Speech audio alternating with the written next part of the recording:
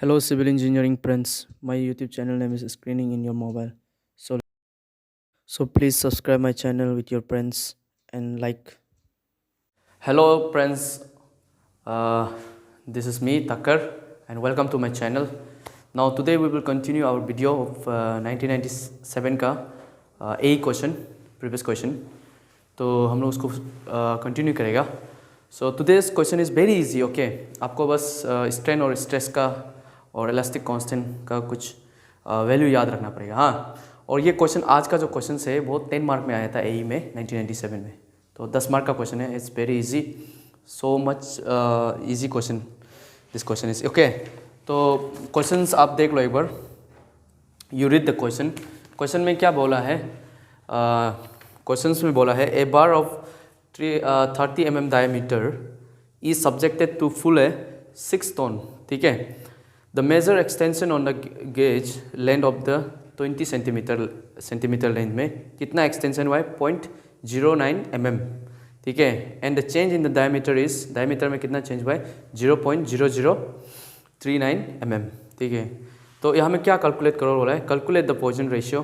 Poisson ratio निकालो बोला है. And next the values of the 3 मॉड्यूली. मॉड्यूली का मतलब क्या है? मॉडुलस ना. 3 मॉडुलस था, वो वैल्यू को उसको आपको निकालना है. 3 मॉडुलस को. ठीक है. और 3 मॉडुलस आपको पता ही है. मॉडुलस कांस्टेंट कौन कौन सा है? Young modulus, shear modulus and bulk modulus. उन लोगों का रिलेशन होता है. ठीक है. The first whatever given in the question we will write down. हम लोग लिख लेगा. ठीक है. क्या क्या क्वेश्चंस दिया है हम लोग को, क्वेश्चंस में क्या डिटेल दिया है. तो ये भी आपका 1997 का AE का क्वेश्चन है. हाँ, तो इसको हम क्वेश्चन नंबर 2 मान लेते हैं. ठीक है.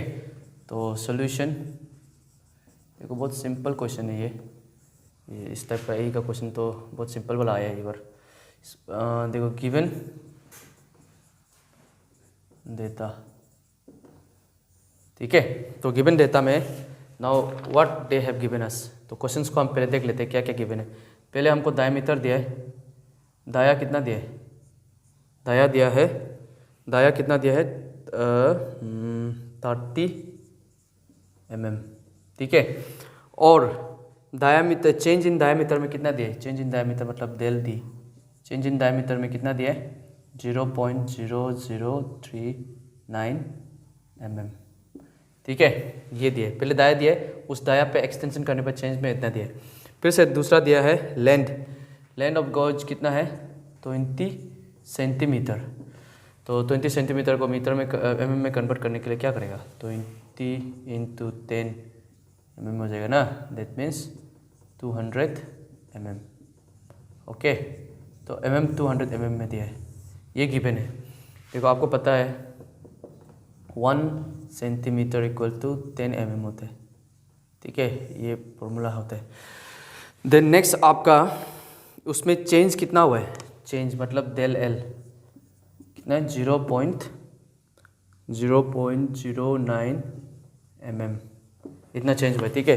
ये सब गिवन क्वेश्चन है. उसके बाद उस पर कितना फोर्स मतलब फोर्सफुल हो रहा है? P कितना हो रहा है उसका? 6 टन लग रहा है. ठीक है. और 6 टन लग रहा है. इसमें हमको 6 टन लग रहा है. और निकालना क्या है हमें? पॉइजन्स रेशियो निकालना है, मतलब न्यू निकालना है. ठीक है. और मॉडुलस ऑफ मॉडुलाई बोला है. यहाँ पे क्या बोला है? यहाँ पे बोला है आपका मॉडुली. ठीक है. मॉडुली मतलब एक एक वैल्यू को निकालना. तो ये हमको क्वेश्चन गिवन है. नाउ आप लोग को पता है ये क्वेश्चन है ना. देन P को हम पहले क्या किलो न्यूटन में कन्वर्ट करेगा. तो P को अगर हम न्यूटन में 6 इंटू इसको पहले kg में कन्वर्ट करो, क्योंकि आपको पता है 1 टन इक्वल टू 1000 kg होते हैं ना. फिर से P को हम किस में कन्वर्ट कर देगा? 6000 इंटू 9.81 न्यूटन. ठीक है. ये है. तो हमको निकालना है पॉइजन रेशियो. ठीक है. पॉइजन रेशियो निकालना है. तो पॉइजन रेशियो निकालने में क्या करेगा? देखो, पॉइजन रेशियो का फॉर्मूला क्या होता है? ये तो सबको आप लोग को पता ही होगा ना. पॉइजन रेशियो का फॉर्मूला होता है, क्या होता है? Lateral strain upon longitudinal strain. ठीक है, लेटरल स्ट्रेंड अपॉन लॉन्गिट्यूडिनल। ये डायग्राम एक्चुअली ये क्वेश्चंस हमको क्या बोलना चाह रहे हैं। ठीक है, आपका पास एक बार है, ये आपका पास एक बार है। ठीक है, ये आपका पास एक बार है जिसका जो ये डायमीटर है कितना है 30 mm है। ठीक है, और ये एक लेन गेज में बैठा हुआ है, और कितना है 200 mm मान। ठीक है, क्योंकि आप 20 सेंटीमीटर को 200 में कन्वर्ट कर दिया तो 200। अब इसमें क्या हुआ है, एक्सटेंशन हुआ है ऐसे करके, यहाँ से फुल होने का कर्ज कितना पी कितना था 6 टन ना, 6 टन में फुल हो रहा था। इस साइड से भी 6 टन पुल कर रहा था। ऐसे ये आपका ये है, तो इसको आप ऐसे कोच कर रहे हैं, तो दैट मीन्स क्या हो रहा है, इसका लॉन्गिट्यूडिनल भी और लेटरल में भी क्या हो रहा है, एक्सटेंशन चल रहा है। ठीक है, तो लॉन्गिट्यूडिनल में भी हो रहा है एक्सटेंशन। ठीक है, ये सिंपल है, आप एक बार कंसेप्ट समझ गया होना चाहिए था। ये यहाँ से भी एक्सटेंशन हो रहा है इसका, यहाँ भी एक्सटेंशन हो रहा है और यहाँ भी एक्सटेंशन। यहाँ से जो एक्सटेंशन इतना तक एक्सटेंशन हुआ है डेल एल, ये एल मान लो। हाँ, यहाँ जितना एक्सटेंशन हुआ है उसका वैल्यू कितना दिया हमको, डेल एल का 0.09 mm एक्सटेंशन हुआ है। फिर से इससे भी तो एक्सटेंशन हुआ है ना, तो ये जो एक्सटेंशन हुआ है, जो ये दाया में, ये रेडियस में डायमीटर में जो एक्सटेंशन हुआ है, इसका कितना है डेल डी, जो कितना है, कितना एक्सटेंशन हुआ है बोला है, डेल डी जो 0.0039 mm। ठीक है, अब हमको ये बताओ वाला इसका पॉइजन रेशियो क्या होगा। तो आपको पता है इसको क्या बोलते हैं, लेटरल बोलते हैं, और इसको लॉन्गिट्यूडिनल। लेटरल में क्या हो रहा है आपका extension, del D upon D, उसके बाद लॉन्गिट्यूडिनल में डेल एल अपॉन एल, यही होगा।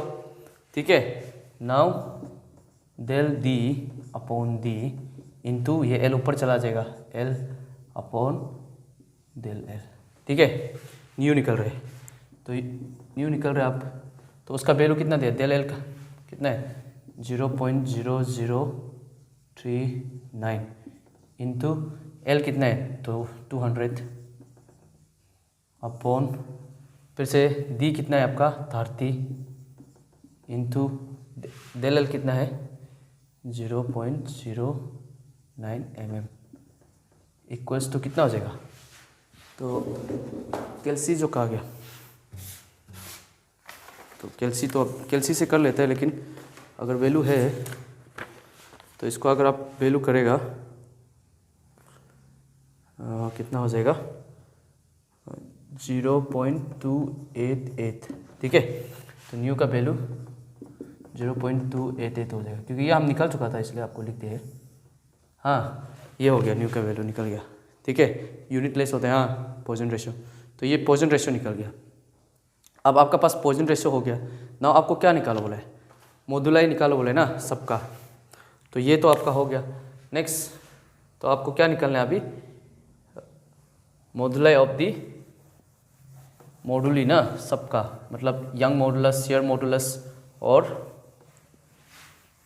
क्या निकालना है, और आपको निकालना है बल्क मॉडुलस ना। तो अभी आप पहले क्या निकालेगा, तो सबसे पहले पर्स आप निकालो young modulus of elasticity, that means ई निकल रहा है आप। ठीक है, यंग मॉडुलस ऑफ इलास्टिसिटी, तो यंग मॉडुलस ऑफ इलास्टिसिटी का फॉर्मूला क्या होता है, स्ट्रेस अपॉन स्ट्रेन, यही होता है। और स्ट्रेस को हम कैसे लिखते हैं, force internal force upon area of the cross sectional divide by, strain को कैसे लिखते हैं हम, longitudinal del L upon total length upon change in the length ना, ये लिखते हैं। तो अगर हम इसको और एक्सटेंशन करेगा P upon A into L upon del L. ठीक है, अब पॉइजन रेशियो तो हमको मिल गया, यहाँ पे लिख लेते हैं पॉइजन रेशियो है आपका 0.288। ठीक है, ये आपका पॉइजन रेशियो मिला हुआ है, इसको हम मिटा रहे हैं। हाँ देखो ये 10 मार्क का क्वेश्चन है, हाँ इसलिए थोड़ा लेंदी है पर सिंपल है। तो आपको P कितना दिया हुआ था, P को आप निकाल चुका था ना, कितना 600 इंटू 9.81 अपॉन एरिया आप निकालते हैं। एरिया कैसे निकालते हैं, π/4 दाया का स्क्वायर होता है ना, तो π/4 इंटू दाया कितना दिया 30 का स्क्वायर। तो अगर एरिया आपका मिल जाएगा, तो ये सब हम वैल्यू ऑलरेडी निकल के रखा था। एरिया आपको मिलेगा 706.85 mm स्क्वायर। ठीक है, या आप कैलसी से भी इसको यूज निकाल सकते हैं।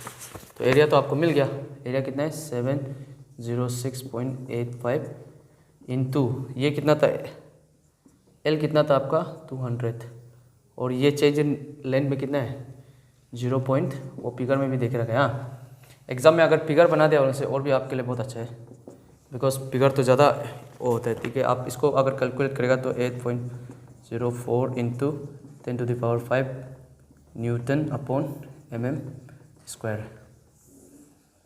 और एक चीज़ है, जब आप इसको कैल्सी में लगाएगा ना, तो यहाँ पे पॉइंट नहीं आएगा, यहाँ पे क्या आएगा, ये वैल्यू को आपको कन्वर्ट करना पड़ेगा, पॉइंट पावर में लाना पड़ेगा। ठीक है, यहाँ पे पॉइंट नहीं होगा, पॉइंट जो इसका इधर आएगा, तो आप इसको 4 पॉइंट आगे लेके वो कर सकते हैं। हाँ यहाँ पे 18 में आएगा, 18.500 ऐसे करके आएगा, तो आप पॉइंट लेके 4 तो और आगे ले सकते हैं। तो ये आपका ई आ गया। Okay, now you got the young modulus. अब आपको पता है रिलेशन कांस्टेंट, इलास्टिक कांस्टेंट आप तो पढ़ा ही है ना रिलेशन में, इलास्टिक कांस्टेंट लगा के, तो आपका ये भी मिल गया, यंग मॉडुलस मिल गया। अब इलास्टिक कांस्टेंट में नाउ देखो, इलास्टिक कांस्टेंट रिलेशन को हम यूज़ करके हम क्या करते हैं, देखो हम ई को हम ऐसे भी लिख सकते हैं ना, 2 share modulus upon 1 plus new. देखो ये फॉर्मूला आप याद हो गया, क्वेश्चन ऐसे सॉल्व हो जाते हैं। ठीक है, तो अभी आपको क्या निकालना है, ई को भी हम यहाँ साइड में लिख के रख देगा। ई है आपका 1.8504 इंटू 10⁵ न्यूटन पर mm स्क्वायर। ठीक है, ई भी वो मिल गया आप। तो ये भी सिंपल ही है, सिंपल क्वेश्चन है। तो आपको क्या चाहिए, जी चाहिए ना, क्योंकि ई मिल गया, जी भी तो शेयर, जी को हम क्या बोलते हैं यहाँ पे, जी इज शेयर। ठीक है, शेयर मॉडुलस होता है। हाँ शेयर मॉडुलस है, तो अभी जी निकालेगा तो ये वैल्यू सब इधर आ जाएगा, तो ई अपॉन ये 2 भी तो इधर आ जाएगा, 2 का ब्रैकेट में 1 प्लस न्यू इक्वल्स टू जी ना। ई कितना निकला है आपका 1.8504 इंटू 10⁵। ठीक है, डिवाइड बाई 2 अंदर ब्रैकेट 1 प्लस न्यू कितना निकला आप 0.288। ठीक है, इक्वल टू जी। अब इसको आप जब कैलकुलेशन करेगा, जी आपको मिलेगा 71 पॉइंट, ये आप कैलसी में कर सकते हैं। हाँ 832 इंटू 10⁵ न्यूटन पर mm स्क्वायर। ओके, ये मिलेगा आपको जी का वैल्यू। ठीक है, जी मिल गया। अब लास्ट आपको क्या निकालना है, इसी ये पहला हो गया ना, ई से फिर से ई का दूसरा कांस्टेंट रिलेशन क्या होता है, ई इक्वल्स टू क्या है 3k बल्क मॉडुलस ना अपॉन 1 प्लस 2 न्यू। फिर से आपको के चाहिए, के यहाँ में बल्क होते हैं। हाँ बल्क मॉडुलस होता है, यही आप लोग को निकालो बोला है। तो आपको के चाहिए, इस पूरा वैल्यू को यहाँ ले जाओ, ई इक्वल्स टू के अपॉन यहाँ में सब आ जाएगा 3 1 प्लस 2 न्यू। ठीक है, तो यहाँ पे हम लिख लेगा, ये तो नहीं तो ज़्यादा नीचे हो जाएगा। देन अब ई कितना है आपका 1.8504 इंटू 10⁵ न्यूटन पर mm, इसको नहीं लिखने से हो जाएगा, अपॉन 3, तो 1 प्लस 2 इंटू कितना होगा 0.288। ठीक है, इक्वल टू के। जब आप इसको कैलकुलेट करेगा तो आपको के मिल जाएगा, ये आप कैलसी में कैलकुलेट करेगा तो 14544 इंटू 10⁵ न्यूटन पर mm²। ये आपको मिल जाएगा कैसे में। ये 10 मार्क का क्वेश्चन था। हाँ, ये 10 मार्क्स का था, 10 मार्क्स क्वेश्चन था। ठीक है, जहाँ पे आपको क्या क्या निकालो बोले, Poisson ratio, young modulus, shear modulus और बल्क मॉडुलस। ठीक है, देखो पहले तो पॉइजन रेशियो निकालो बोले, आप निकाल लिया। उसके बाद आपको मॉडुल निकालो बोले, that means young modulus, shear modulus और बल्क मॉडुलस निकालो बोले। तो ये 3 आप निकाल लिया। ठीक है, इसको आप प्रॉपरली दिखा सकते हैं, या फाइनली आप ऐसे लिख सकते हैं, the 3 constant values, the constant elastic values are ये इसको फाइनल लिख सकते हैं, ये है। Okay, it's very simple question. तो नेक्स्ट में हम लोग क्या करेगा, डिफ्लेक्शन का भी 10 मार्क का ही है वो, इसी 1997 का यही क्वेश्चन में आया था, तो वो होगा। और डिफ्लेक्शन भी इजी है, उसमें डबल इंटीग्रेशन मेथड या तो मैक्रोलिस मेथड भी बोलते हैं हम लोग, उसको लगाओ और बस आंसर आ जाएगा आराम से। आप इक्वेशन निकाल के रखो और बाउंड्री कंडीशन लगा के आंसर निकाल जाएगा। ठीक है, सो ये था क्वेश्चन नंबर 2 का, ठीक है, 1997 का। तो नेक्स्ट हम लोग डिफ्लेक्शन करेगा। एंड एक चीज़ आप लोग क्या बोलते हैं, हमको रिक्वेस्ट आ रहा था कि आरसीसी और एस्टिमेशन एंड कॉस्टिंग, जो एस्टिमेशन एंड कॉस्टिंग का है उसको भी करा दो बोल के।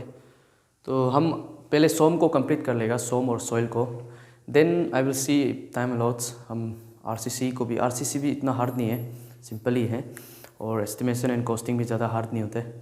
तो अगर टाइम मिलता है या टाइम अगर अलाउड करता है तो हम ये दो जो सब्जेक्ट है उसको भी कंप्लीट कर देगा। Okay, so this is what the answer. And अभी तक यहाँ तक अगर आप देखा है और समझ में नहीं आया, सपोज मान लो कहीं कैलकुलेशन में समझ में नहीं आया, तो please ask me, I will tell you. और ये क्वेश्चंस को अगर कर नहीं पा रहे या कुछ डाउट्स हो रहे तो आप कमेंट करो, हम उसको रिप्लाई कर देगा। ओके, और दोस्त who inquiry about the subject of RCC and estimation, और स्टील को भी बोल रहा था, ये 3 सब्जेक्ट को, स्टील को तो थोड़ा स्टील भी एक्चुअली इजी होता है, उसमें से बेसिक स्टील को हम बाद में देख लेगा, लेकिन आरसीसी और एस्टिमेशन एंड कॉस्टिंग को हम, जो आप एस्टिमेट कैसे करते हैं बिल्डिंग्स में, और टेंडर कैसे करना है, एंड देन कैसे आप बिड्स करता है, कैसे आप एस्टिमेशन निकालेगा एक बिल्डिंग्स का, G+2 G+3 इस टाइप का बिल्डिंग को, तो ये सब क्वेश्चंस आता है, हम उसको भी आप लोगों को कर देगा, यही में भी आया हुआ है, तो उसको भी हम सॉल्व कर देगा। देन ये 2 सब्जेक्ट तो श्योर करेगा, आरसीसी एंड एस्टिमेशन, और आफ्टर दिस 2 सब्जेक्ट सोम और सॉइल का बाद। So thank you. और अभी यहाँ तक अगर आप देखा है और मेरा वीडियो को प्लीज़ लाइक कर दो और शेयर करो और सब्सक्राइब करो, सो दैट आपको अपडेट मिले हर एक क्वेश्चंस का। Okay, so thank you so much. My YouTube channel name is in your mobile screen. Please do like and subscribe and share with your friends. Thank you so much.